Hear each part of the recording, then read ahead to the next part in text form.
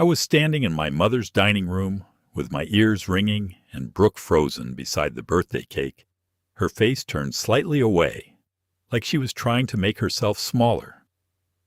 Martha Hayes still had her hand raised, her whole body stiff, with that cold, satisfied look she got when she thought she'd won.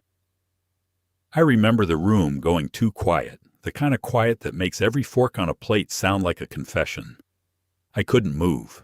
I could only stare. It was Martha's birthday dinner in the house she loved to remind everyone she kept together. The dining room was dressed up for her with china candles and the kind of polite warmth that only exists right before something breaks. Brooke had spent the afternoon helping me carry in the pot roast, smoothing her hair, making sure Ethan's shirt was tucked in, smiling like she believed tonight might actually be easy. I wanted that for her so badly it hurt. I wanted one normal family dinner where nobody measured her by where she came from. Instead, I watched my mother look at Brooke like she was something picked up on a clearance rack and never fully forgiven for it.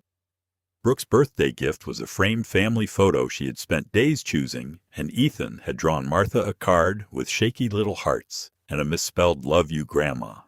That should have been enough. It should have mattered. But Martha's smile went thin, and Tiffany's little laugh cut through the room like it belonged there more than Brooke did. I felt my stomach tighten, that old reflex to smooth things over, to wait for the moment to pass. Then Martha said Brooke needed to remember who belonged in this family, and Ethan looked up at me with his brow furrowed, confused in that brutally honest way children have. He asked if Brooke was being punished for being poor. That question landed harder than anything else in the room. Poor, like love could be ranked by the price tag on a gift. Like my wife had walked into her own humiliation wearing a label nobody had bothered to remove. I could feel something in me splitting wide open, and I knew with a clarity that made me feel sick that this was not the first time Martha had done this. Only the first time my son had seen it for himself. I keep replaying the beginning because that is the part that makes me feel sickest. If I had recognized the shape of it sooner, maybe I could have stopped the whole night before it curdled. Brooke came in carrying a framed family photo she had picked out herself. Something simple and warm from Target, the kind of gift that says I remembered what matters.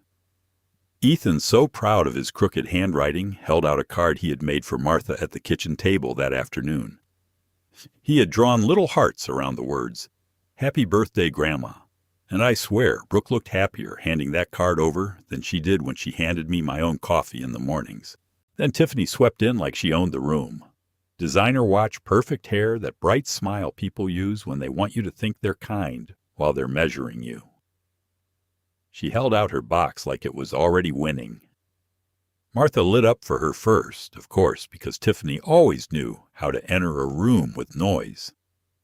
I remembered Tiffany opening Brooke's gift, pausing just long enough to make it painful, then laughing that light-cutting laugh and saying the frame looked so small town.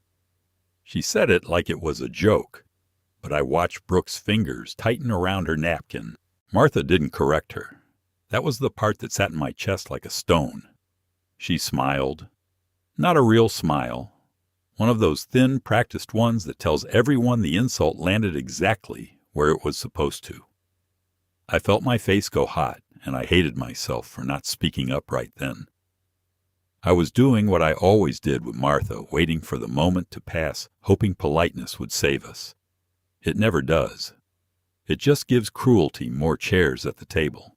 Brooke went quiet after that, the careful kind of quiet that takes effort. I know that silence now. It's the silence of somebody deciding whether it's worth being humiliated for the sake of peace. Ethan, who notices everything even when he pretends not to, kept looking from Brooke to me like he could feel the air changing and didn't know why. I should have said something. I should have stood up the second Tiffany started in on Brooke's parents and that trailer she grew up in. But I froze for one terrible second too long. Then Tiffany turned her smile toward me and said, "I guess some people are just used to lower expectations." And I felt the whole room tilt, because in that instant I realized she hadn't come to celebrate Martha at all. She'd come to mark Brooke as someone who did not belong. The second I heard Martha say, "Brooke embarrassed the family," something in me went very still, like a room after the furnace cuts off. Ethan's fingers were still curled around my sleeve, small and unsure, and I could feel him trying to understand whether this was what grown-up love looked like. That thought hurt more than anything Tiffany had said. I kept my face blank, because I knew if I spoke too fast, I would say something I couldn't take back. And I had spent too many years being the man who smoothed things over. Brooke didn't cry. That was the part that gutted me. She just stood there with her hands at her sides, pale but steady, while Tiffany kept talking like she was doing everyone a favor by saying the ugly thing out loud. Then Martha looked at Brooke the way you look at a cracked dish you're deciding whether to keep, and I understood with a cold clarity that made my stomach turn that this wasn't a misunderstanding. This was permission. Martha had handed Tiffany permission to humiliate my wife and called it family. Brooke finally said stop. Not loud, not dramatic, just enough to make the air tighten. And for one small, impossible second, I hoped that would be the end of it. Instead, Martha's whole face changed. She reached for her wine glass, her hand sharp and quick, in a way I had never seen from her, and the room jumped with the sound of it. People gasped. Someone behind me muttered Martha's name like a warning. Then she pointed toward the door and told us we had embarrassed them. I remember blinking at the table, at the ruined birthday candles, at the cake nobody touched. It all looked absurd, like we were standing inside a play that had gone wrong.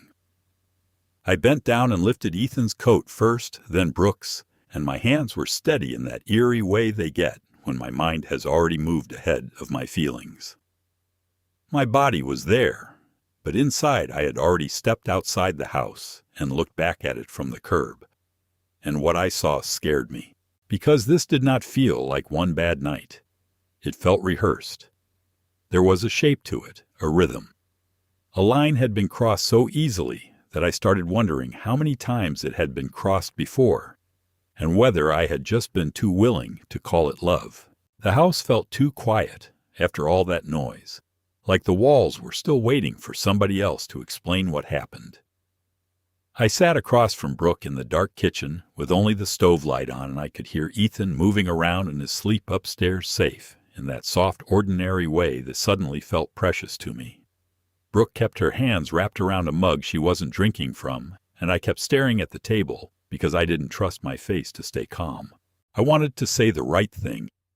I wanted to promise her this was over, that I had it handled, that my mother would apologize and everything would settle back into place, like a chair being pushed under a table. But I was tired in a way sleep had never fixed.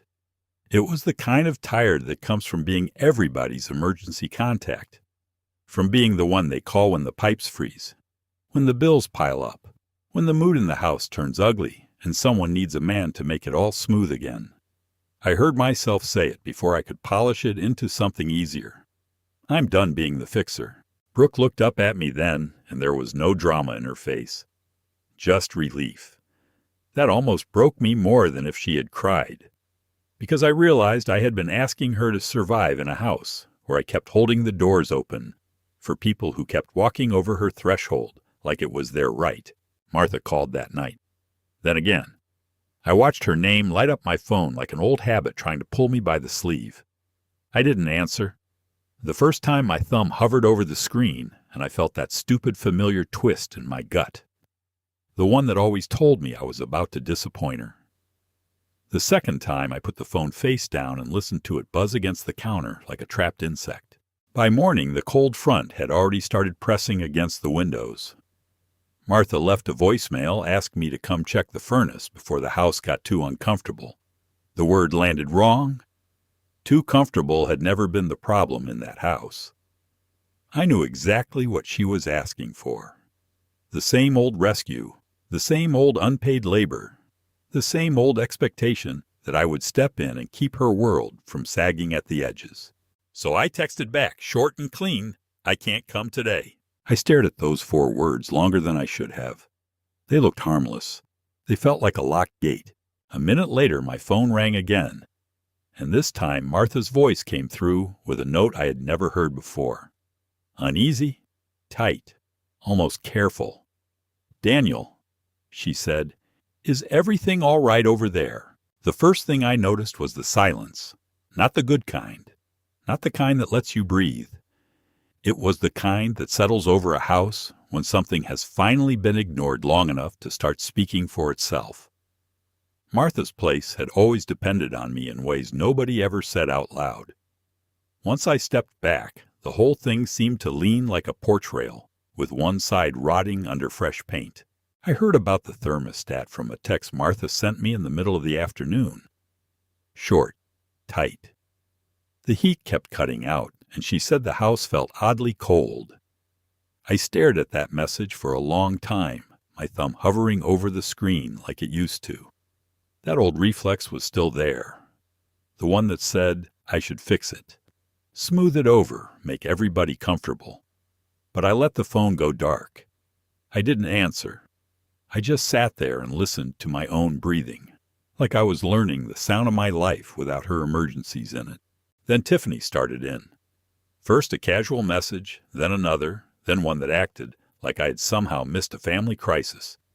She made it sound urgent, like I was being cruel by not showing up immediately. The wording was always the same trick. Polite on the surface, but sharp underneath, like a hand resting on a table with a knife hidden in the sleeve. I didn't bite. I kept my replies short enough to fit in a postcard. Sometimes I didn't reply at all. While they kept asking for more, I started opening drawers I hadn't touched in years. I pulled out old receipts, canceled checks, utility statements, repair invoices, and transfer records from the bottom of a file box in the hall closet. Every page felt like a small apology I had written to myself and then buried. I spread them across the kitchen table, and Brooke sat beside me without saying much. That quiet mattered. It felt like someone finally standing still while I tried to remember where all my money, time, and peace had gone. The stack kept growing. Furnace parts, plumbing fixes, property tax payments, auto payments, or I had set up just for now that had quietly become forever. I wrote dates in the margins and circled amounts until my hand cramped. By the time I closed the box, it was heavier than it had any right to be. And that was the moment it clicked for me. I wasn't chasing after chaos anymore. I was lining up the evidence one receipt at a time, and I think Martha had no idea what I was building. The folder felt heavier once I set it on the counter at the credit union, like it had absorbed every year I'd spent telling myself this was just what family did. The woman behind the desk had kind eyes and a calm voice, the kind that makes you lower your shoulders without realizing it. I asked for a full review of every transfer, automatic payment, and old withdrawal tied to Martha's house and Tiffany's business, and even saying it out loud made my mouth go dry. Brooke sat beside me in the waiting area, close enough that I could feel her knee against mine. She didn't ask me if I was sure. She knew that question had already been answered in the dark part of me that had started keeping receipts. When the first pages came back, I stared so hard I thought the numbers might rearrange themselves out of mercy. They didn't. There were tuition payments I'd covered when Tiffany said it was only for one semester. There were property taxes for Martha's house paid so quietly I had stopped noticing the money leaving. There were medical bills, utility balances, and little emergency transfers that had started sounding temporary and ended up living in my life like squatters. I felt something cold settle under my ribs. Not surprise. Exactly. More like recognition. Like opening a pantry and finding jars with no labels, then realizing I'd been feeding everyone from it while pretending it was still full. Brooke squeezed my hand when she saw my face change, and I almost lost it right there in the lobby. Not because I was ashamed of helping, because I could see the shape of it now. I hadn't been generous in some noble, open-handed way. I had been trained to step in before anyone else had to feel uncomfortable. That's the ugly trick of being useful to people who never plan to thank you. They make your exhaustion look like love. The audit spread across the table like a map of every place I had been worn thin. By the time the manager finished explaining the last line item, my throat felt tight enough to swallow sand. Brooke leaned closer and said very softly, "You kept them afloat." And that was the part that scared me most. If I was the one holding everything up, then what happened the second I let go? I looked back at those pages and wondered who would panic first. Martha, Tiffany, or the whole family story they'd built on my silence. Tiffany showed up at my office looking like she had rehearsed concern in the mirror. Her smile was soft, her voice was sweet, and for about 3 seconds she almost fooled me. She set a folder on my desk like it was a peace offering, then slid it toward me with 2 polished fingers and said Martha needed me to sign a few things before the month closed out. The paper smelled like a trap dressed up as family duty. I didn't touch it right away. I read the first page, then the second, and with every line my stomach settled into that cold, clear place it goes, when I know somebody thinks I'm still easy to steer. The paperwork wasn't just about Martha's property. It was about a separate debt Tiffany had kept tucked away, like it belonged in a drawer nobody was supposed to open. She called it temporary. She called it handled. She called it loyalty. That word almost made me laugh, because loyalty never seemed to require Tiffany to give up anything shiny. So I asked her why her shopping never seemed temporary. I asked it quietly, almost kindly, which was probably worse. Her face changed in a way most people would miss. Just a flicker at the corners of her mouth like a curtain slipping before the stage lights came up. She said I was making this ugly. I told her I was only making it real. Then her voice cracked when she said I was supposed to help family, and I realized she wasn't angry. She was scared I was finally seeing the whole shape of her life. That was the moment I understood her confidence had been all surface, like expensive perfume sprayed over a room that still needs cleaning. The second I stopped nodding, she started reaching for bigger words, bigger pressure, bigger guilt. But I had already learned what my silence was worth, and I wasn't spending it anymore. I didn't argue. I didn't raise my voice. I just told her, "Send it to me in writing." Her smile froze. I could almost see the calculation behind her eyes as she realized I wasn't reacting the way I used to. Then I told her I'd review everything after I spoke with Ms. Collins, and I watched the color leave her face when she understood I had already started keeping records. She left my office holding her folder like it had turned to stone. And before the door even closed, my phone lit up with the next message I wasn't supposed to see. Ms. Collins had a way of making a room feel smaller without making me feel trapped. Her office sat above a bakery off a quiet street in Columbus, and the smell of coffee and warm sugar kept drifting in every time someone opened the lobby door. I sat across from her with my folder open on my knees, and for once, I didn't have to explain my own life like I was defending it in court.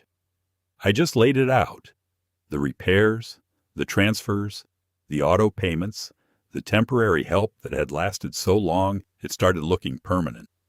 She listened like every page mattered. I expected her to look shocked. I expected pity, maybe. What I got was that calm attorney face and a small nod when I showed her the bank copies, the texts, the receipts, the notes I'd made in the middle of the night when I couldn't sleep. She tapped one paper with her pen and said Martha could try to paint me as ungrateful, but if I had the paper trail first, that story could collapse on her. That sentence landed in me like a locked door opening. I had spent years trying to sound reasonable to people who only respected me when I was useful. And here was someone telling me the facts were enough. She told me to keep everything short from here on out. No emotional essays, no long explanations. No apologizing for every boundary. Just clear statements, clean records, and nothing extra for them to twist. I remember staring at her legal pad while she talked, because my whole body felt tired in a way I couldn't name. Not hopeless, just done begging. There's a strange quiet that comes after you stop pleading with people to see your pain. It's almost peaceful. And that peace can feel suspicious when you're used to chaos. When I left her office, I carried the folder like it was full of hot tea I couldn't afford to spill. My phone stayed silent until I reached the car. Then it lit up with Martha's family group message, and I knew before I opened it that she had chosen the wrong audience. One line from her, and all that careful calm in my chest went razor thin. She had just handed me a stage, and I was finally ready to use it. The Sunday potluck smelled like overcooked green beans coffee that had sat too long in the kind of pot roast that makes a house feel normal even when it isn't. That's what Martha always counted on. Normal. She had the room arranged like a stage, every casserole in its place, every cousin and aunt smiling too hard over paper plates. Like if everyone ate enough and nodded enough, nobody would notice how much she'd been counting on me to smooth things over again. I didn't give her the performance she wanted. I just walked in with Brooke beside me, Ethan holding my hand for half a second, before he spotted the dessert table and the folder tucked under my arm like it weighed nothing. That folder had felt heavy all week, like it was full of every time I had swallowed my pride to keep the peace. When Tiffany saw us, her smile got brighter, the fake kind that never reaches the eyes. She was already talking before I even sat down, tossing out little stories about her busy life, her stress, her sacrifices. Like the room was her audience, and she was trying out for sympathy. I let her talk. That was the part no one expected. I took a sip of coffee, felt it go lukewarm in my mouth, and watched Brooke sit straight in her chair without shrinking. That alone steadied me. I wasn't here to argue. I was here to let the facts breathe. When the room finally settled, I opened the folder and set the first record on the table. Then the next. Then the next. Each page landed like a door closing. Tuition payments, furnace repairs, property tax, car trouble, medical bills, autopay after autopay after autopay. I watched faces change in small, ugly ways. The kind of surprise people wear when they realize the helping hand they've been taking for granted was attached to a real person. Martha's smile thinned first. Then it disappeared. She reached toward the papers like she could snatch the truth back before anyone else saw it. Daniel. She started soft and sharp at the same time. I kept my voice calm. Too calm, maybe. I'm done covering emergencies that were never mine. No one spoke after that. Even Ethan stopped swinging his feet under the chair. And in that silence, I could feel the whole family realizing the same thing at once. They had mistaken my patience for permission. What they didn't know was that I'd brought enough paper to make them finally look at me. And now I wondered who would speak first. The silence, after I set those papers down, felt almost physical, like the whole room had leaned back at once. I could hear the ice in someone's glass clink, hear a fork pause, halfway to a plate, hear Ethan stop swinging his feet under the chair. That was when I realized how long I had been carrying this family on my back, and how shocked they were to find out my spine had not disappeared after all. I kept my hands flat on the table so no one could say I was emotional, dramatic, or trying to embarrass anybody. I read the numbers the same way I'd read a utility bill or a credit union statement.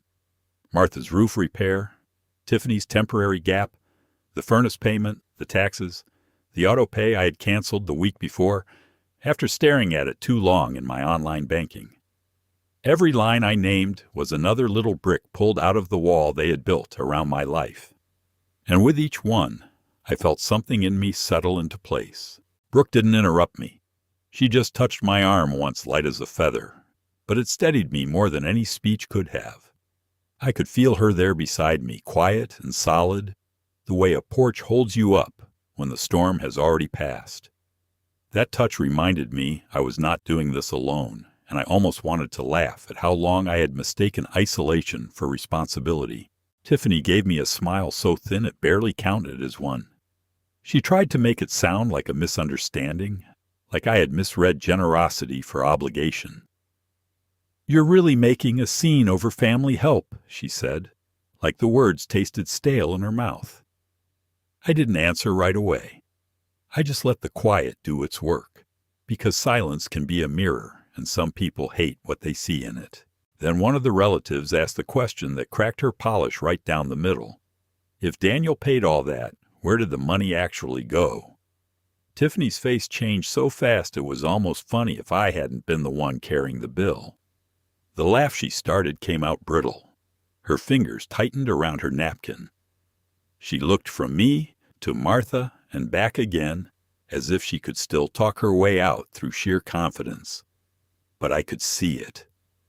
The first real panic, the kind that shows up when a story runs out of road. And right there, in that ugly little pause, I knew Tiffany was no longer just irritated. She was cornered. The air outside felt colder than it had any right to be, and I was grateful for it. It gave me something to stand in, besides Tiffany's words. She was still talking fast, her voice too bright at first, and then fraying at the edges like she was trying to hold a cracked plate together with sheer confidence. I could hear her saying Brooke's name without saying it, circling around what she'd done, as if the right phrasing could make it smaller. I just looked at her and waited. That silence was the first thing she didn't know how to handle. She shifted her weight, glanced toward the kitchen window, then back at me. "I never meant it personally," she said, and the sentence landed wrong the second it left her mouth. She kept going, saying she was only trying to keep the family stable, keep things from getting messy, keep everyone comfortable. That was when I felt the old ache in my chest turn sharp, because I'd heard some version of that line for years, from people who always seemed to benefit from my patience. I asked her one question, quiet and flat. Why did stable always sound like me disappearing a little more? Her mouth opened, then closed. For 1 second, the polish slipped. Not enough for a full confession, just enough for me to see the fear underneath it. The kind that doesn't care who gets hurt, only whether the lights stay on for the person in the middle of the mess. She wasn't standing there mourning Brooke. She was standing there terrified that the cushion she'd built for herself was about to be pulled away. Status, money, the easy life. It all sat behind her eyes like a room she didn't want anyone to enter. And I almost felt sorry for her. Almost. That's the dangerous part about family. They can make your empathy feel like an obligation. But I had learned the difference between compassion and surrender, and I wasn't mixing them up again.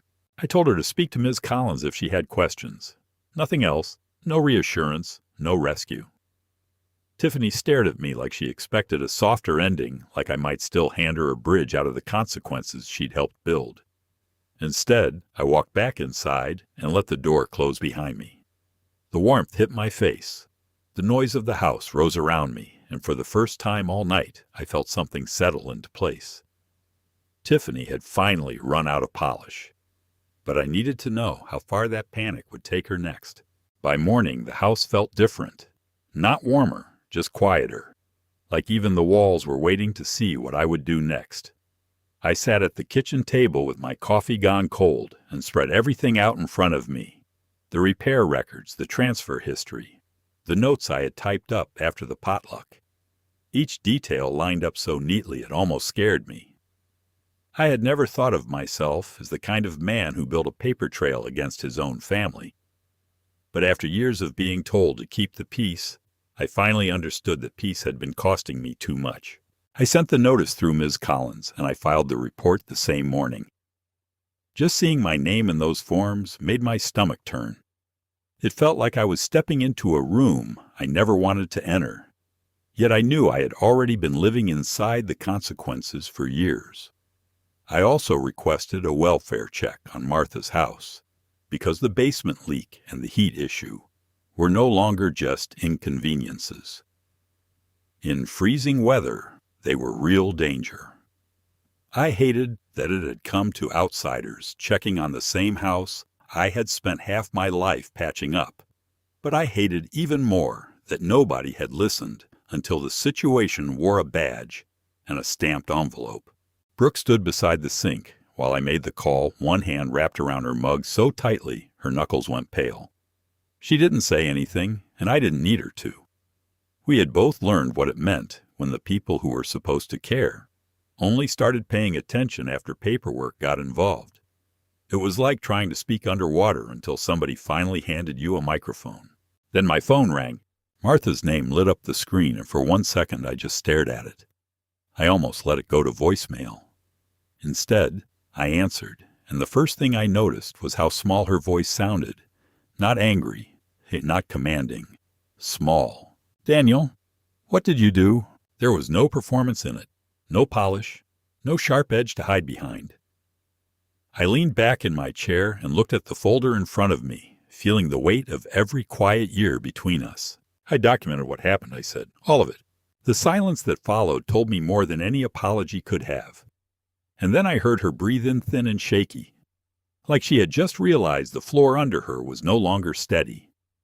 What she said next made my hand tighten around the phone. Her silence after that didn't feel empty. It felt crowded. Like every room I had ever bent myself into for Martha was standing there with me, waiting to see if I would fold again. When she spoke, her voice had that sharp edge she always used when she wanted me to mistake panic for anger. She kept saying she had only wanted respect, that she had built this family with her own hands, that I was abandoning her when she needed me most. And for half a second, I felt that old reflex in me rise up. The one that wanted to smooth everything over, fix the mood, make her comfortable so I could breathe again. I hated that part of myself. I hated how fast it still answered her. But I remembered Brooke sitting at our kitchen table with that stunned, quiet look people get when they've been made to feel small for too long. I remembered Ethan asking in that plain, devastating way kids have if love was supposed to make someone afraid. That question had sat in my chest ever since, like a stone I could not swallow and could not spit out. Martha had spent years treating my loyalty like a utility bill, something due on demand no matter what it cost me. And I had paid it over and over until paying became the same thing as disappearing. So I let her hear the truth. I told her respect was not obedience. I told her I was not a little boy waiting to be managed anymore, and Brooke was not some guest in my life who had to earn the right to exist. My voice stayed steady, which almost surprised me. I think that scared her more than yelling would have. Yelling leaves room for drama. Calm leaves nothing to hold on to. She tried once more, softer this time, saying she had given everything. I almost laughed, but it came out as a breath instead. Everything had never meant everyone. It had meant her terms, her comfort, her version of the family story. I told her silence had already cost us too much. Cost Brooke her peace. Cost Ethan his sense of what love should look like. Cost me years I will never get back. And then I waited, because I could feel her reaching for the old script, the one where I apologized for hurting her feelings. But she didn't get there. This time, the room stayed still, and Martha had nothing left to say. The first thing I noticed was how quiet my phone got after I moved the accounts. No pings, no little demands dressed up as emergencies. Just silence, the kind that feels like stepping out of a storm and realizing you can hear your own breathing again. I sat in the credit union parking lot with both hands on the wheel, staring at the dashboard like it might accuse me of something. My shoulders had been clenched for so long that when they finally dropped, it almost scared me. Relief can feel a lot like standing on ice that has just started to crack. Inside, the woman at the credit union spoke to me kindly, like she understood exactly why I was there without me having to say every ugly detail. I kept my voice low and careful. I asked for everything tied to my name to stay with me, no more surprise withdrawals. No more access that didn't belong there. I wanted the money Brooke and Ethan depended on to stop leaking into everyone else's problems. It felt less like moving funds and more like pulling my own house back up from under sinking water. Then I went home and sat at the kitchen table with Brooke while Ethan did homework in the next room. I told her it was done. She didn't smile right away. She just reached across the table and covered my hand with hers. That small touch nearly undid me. For years, I had been the one bracing everyone else. That afternoon, for the first time, I let myself be the person who needed holding. It was such a simple moment, and still it felt like a locked window finally opening. I wish I could say I relaxed after that. I didn't. I kept waiting for the backlash, the way you wait for thunder after seeing lightning split the sky. It always comes. It always does. And when it did, it came through Tiffany's voice sharp enough to cut through the whole house. She found out she could not get to the accounts anymore, and her messages went from polished to frantic in minutes. First came the sweet little question, then the sharper one, then the accusation that I had humiliated her on purpose. I read them all once. Then I put the phone face down and let it ring. She showed up not long after standing on my porch with that expensive perfume drifting ahead of her like she still owned the air around her.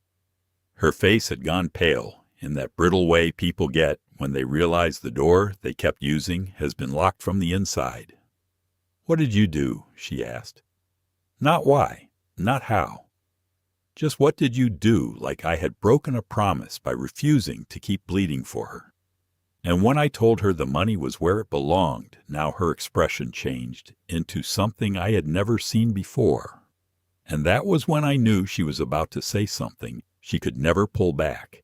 The second she saw my face, I could tell she expected the old version of me to still be standing there.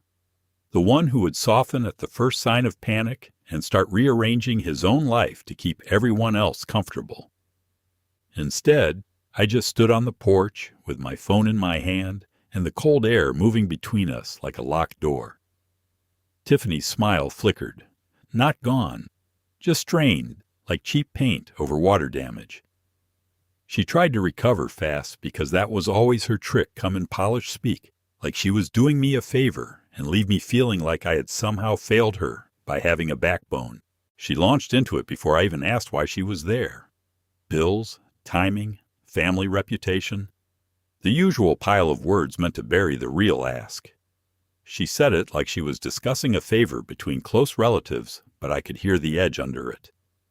She needed me to make another gap in my life so she could keep hers looking effortless. I looked at her and thought about how many times I had covered the things she never said out loud. Every temporary problem, every just this once, every look that implied I was less of a man if I made her carry the weight she had built her whole life around, avoiding. Then she noticed my calm. That was the moment everything shifted. Her eyes dropped to the folder tucked under my arm, then back to my face, and I watched the color drain from her confidence.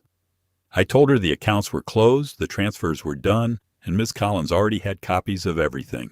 No heat, no speech, just the truth, plain enough to stand on its own. Tiffany stared at me like I had changed the rules mid-game. "You're humiliating me," she said. And there it was, the real wound, the one underneath the panic. Not that she was in trouble. That people might finally see she had built her comfort on my silence. I didn't move. I didn't explain. I just said, "No, Tiffany. You did that yourself." It was such a small sentence, but it landed harder than any argument ever could. Her mouth opened, then shut. She tried to laugh first, like this was still something she could charm her way through. When that failed, she went sharp, accusing me of turning the family against her. Then her voice thinned into something almost pleading. I could see her mind racing through all 3 doors at once. Beg, threaten, run. She reached for every one of them and found them all locked. For the first time, I watched Tiffany run out of performance. And I realized she had never been standing on power at all, just on money that was never really hers. What she said next told me how terrified she really was. When I opened the door, I knew before Martha said a word that she had come with nothing left to hide behind. No jewelry, no bright smile, no church lady polish. She stood there in a plain coat, with her hands folded so tightly I could see the tension in her fingers, and for the first time in my life she looked smaller than the house she had spent years ruling. It was unsettling, like seeing a queen return to the palace after the crown had already been taken away. I let her in, but only as far as the front room. Brooke was upstairs with Ethan, and I was glad for that. I did not want my son to see me soften too early. I had spent too many years being the person who rushed to smooth things over, who translated cruelty into excuses and called it family. Not this time. This time silence had weight, and I was willing to let it sit between us. Martha glanced around like the room itself had started judging her. Her eyes kept moving to the bills on the table. The folder I had left open, the stack of notices she no longer had the right to ignore. She finally sat down without being asked, and said in this thin, scraped-down voice that the house scared her now. Then she admitted the bills scared her. Then she said the part I knew mattered most. Being cut off scared her more than either of those. I almost felt sorry for her. Almost. But pity is dangerous when it arrives too early. It can make you forget what someone did when they thought you would never leave. So I told her the truth instead. I told her she had broken Brooke's trust in a way that would take years to repair, if it could be repaired at all. I told her Ethan had watched enough to learn that cruelty could wear pearls and still feel proud of itself. Martha tried to speak twice and couldn't. Her mouth opened, closed, opened again, like a door stuck in winter. Then I saw it. The old performance was slipping off her face, and underneath it there was no sharp answer ready, no practiced defense. No easy way to make me the problem. Just fear, real fear. And then Martha started crying quietly at first, like she was offended by her own tears. And I realized she had finally reached the place where every excuse ends. But what she said next made my stomach turn all over again. The quiet after Brooke spoke felt heavier than anything Martha had said all night. It wasn't empty quiet. It was the kind that shows you who still has the room and who has finally stepped out of it. Brooke stood beside me with her chin lifted, hands steady at her sides, and I realized I was watching her do something I had failed to do for years. Say her own name, like it mattered. Martha kept staring at her, blinking too fast, like she was trying to find the old Brooke who would soften the edges for her. There wasn't one. Brooke's voice had not shaken once when she said no more insults, no more tests, no more using Ethan as a bridge back into our lives. I felt something in me loosen and ache at the same time. Pride, relief, grief. It was like watching someone open a window in a house that had been sealed up too long.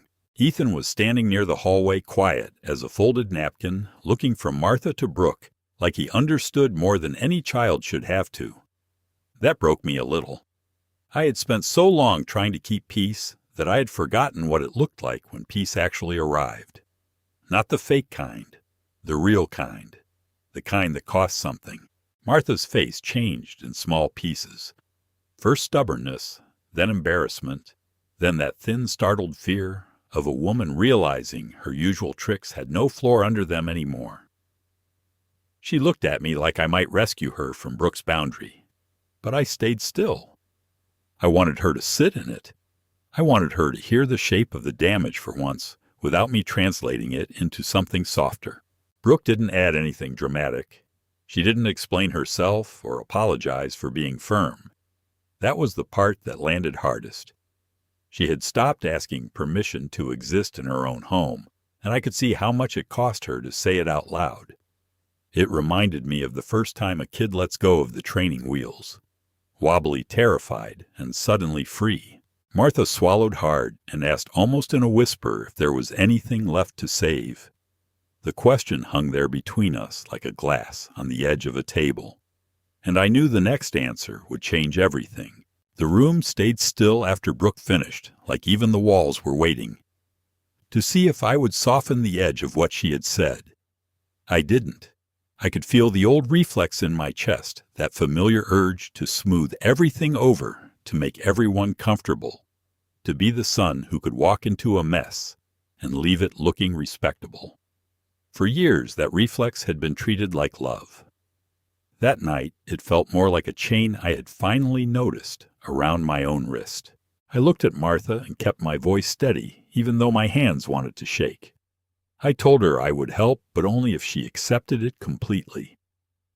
No more testing Brooke, no more acting like my wife needed permission to sit at her own table, no more little comments dressed up as concern. If Brooke was in the house, she belonged there. That was the condition. Not a suggestion, not a mood, a line. Martha stared at me like I had changed languages overnight. Maybe I had. The truth is, I was tired of translating cruelty into something polite enough for her to swallow. I had spent too many years sanding down sharp edges so nobody else had to feel them. This time I let the edge stay sharp. If that made me the bad son in her story, then so be it. Then I turned to Tiffany. I didn't raise my voice. I didn't need to. I told her every dollar she had pushed onto me, every temporary favor, every hidden transfer, every unpaid promise. It all had to be repaid. In writing, on a schedule, through Ms. Collins if necessary. If she refused, we would let a judge sort out the paper trail. I watched the color drain from her face as the room finally stopped orbiting around her. She tried to laugh. It came out thin and brittle, like a cheap ornament dropped on tile. For 1 second, I saw the calculation in her eyes, whether to beg blame or play innocent. But there was nowhere left for her to hide. I had already stopped being the floor she could stand on while she kicked at everyone else. Martha's shoulders sagged. She didn't argue. She didn't perform. She just nodded once, slow and heavy, like someone closing a book they had no intention of opening again. And in that tiny motion, I felt it. Not triumph, not even relief yet. Just the quiet click of an old lock finally turning open. Why did that single nod hurt more than any fight we'd ever had? The silence in our kitchen used to feel like punishment. Now it felt like room to breathe. I'd be standing at the sink rinsing coffee mugs, and I'd hear Brooke laugh at something Ethan said over the cereal boxes. And every time it happened, something in me unclenched a little more. It wasn't loud or dramatic. It was better than that. It was ordinary, the kind of ordinary I had been starving for without even admitting it. I kept waiting for the other shoe to drop for a guilty phone call for another emergency, dressed up as family loyalty. But our checking account stayed steady, the savings stayed untouched, and I stopped waking up with that tight feeling in my chest, like I'd forgotten something important. For years, I had lived like a house with every light on and no power to spare. Now, for the first time, the electricity belonged to us. Martha didn't become soft overnight, and I didn't need her to. What changed was smaller, but it mattered. Her apologies stopped sounding like speeches and started sounding like facts. She'd say I was wrong about Brooke, or I shouldn't have spoken to Ethan that way. No excuses. No little speeches about how hard she'd had it. I didn't trust the words right away. But I noticed she was finally saying them without asking for applause. Tiffany had to start living with the life she'd painted herself into. The car she bragged about went up for sale. The designer stuff disappeared one by one. I heard through the family grapevine that she was dealing with the kind of debt that doesn't care how polished your photos look online. I didn't feel pleasure in it. I felt something quieter, almost sober, like watching a mirror finally stop flattering the person standing in front of it. One evening, Brooke set a casserole on the counter and smiled at me like she belonged there, because she did. Ethan was at the table doing homework, and Martha's name came up in conversation without the room going cold. That was the moment I understood something simple and hard-earned. I could love people and still close the door when they came to drain the house dry. Not every family member gets unlimited access just because they share your name. I looked around that kitchen at the steam rising off dinner at Brooke, reaching for another plate, at Ethan, finally looking relaxed. And I realized home was no longer the place where I got used. It was the place where I could finally rest. And just as I was letting myself believe that my phone lit up with Martha's name again. Only this time, the message was different. The final hearing felt strangely ordinary, which somehow made it harder to breathe. No raised voices, no dramatic scene, just a courtroom in downtown Columbus, with beige walls, bad lighting, and the kind of silence that makes every paper shuffle sound like a verdict. I sat beside Ms. Collins while Martha stared straight ahead, and Tiffany kept flicking her eyes toward the exit, like she could outrun what she had already signed her name to. Then the judge started reading the findings and the room changed. Not all at once. More like a floor giving way under careful feet. When the judge said Tiffany had submitted false financial statements, I saw her face drain. When he announced sanctions repayment of every improper transfer and a referral to the state bar for her lawyer because he had certified paperwork he never should have signed, the whole room went still. The clerk's pen stopped moving. Even Martha looked stunned. Then came the part that made my chest ache with relief. The judge accepted my records, rejected their petition for control, and ordered that any further contact with Brooke or our accounts had to go through counsel only. Tiffany looked at me like I had pulled the floor out from under her. But all I had done was tell the truth and wait. Sometimes that is the most brutal thing you can do. I remember walking out into the cold air afterward and realizing my hands were steady. That surprised me more than the ruling. For so long I had lived like every piece depended on me swallowing another insult, another obligation, another emergency that was never actually mine. But the second I stopped carrying everyone else, my house got quieter in the best way. Brooke started singing while she cooked. Ethan stopped watching my face for warnings. I could sit at our table and feel like a husband and father instead of a utility line with a heartbeat. The pain didn't make me weaker. It showed me exactly how much of myself I had been giving away. That's the part people don't always understand. The person draining you rarely looks like a villain at first. They look like history, like duty, like the voice that says, "Don't make this harder." I spent years calling that loyalty. It wasn't. Loyalty doesn't ask you to disappear so someone else can stay comfortable. It doesn't make your wife feel like a guest in her own home. It doesn't teach your son that love has to be earned by enduring disrespect. Once I saw that clearly, I couldn't unsee it. Every boundary I keep now is a promise to Brooke and Ethan, and a promise to the part of me that finally stopped apologizing for existing. So if you were sitting where I sat with the papers in front of you and your family waiting for you to fold again, would you have signed your name anyway, or would you have walked away like I did?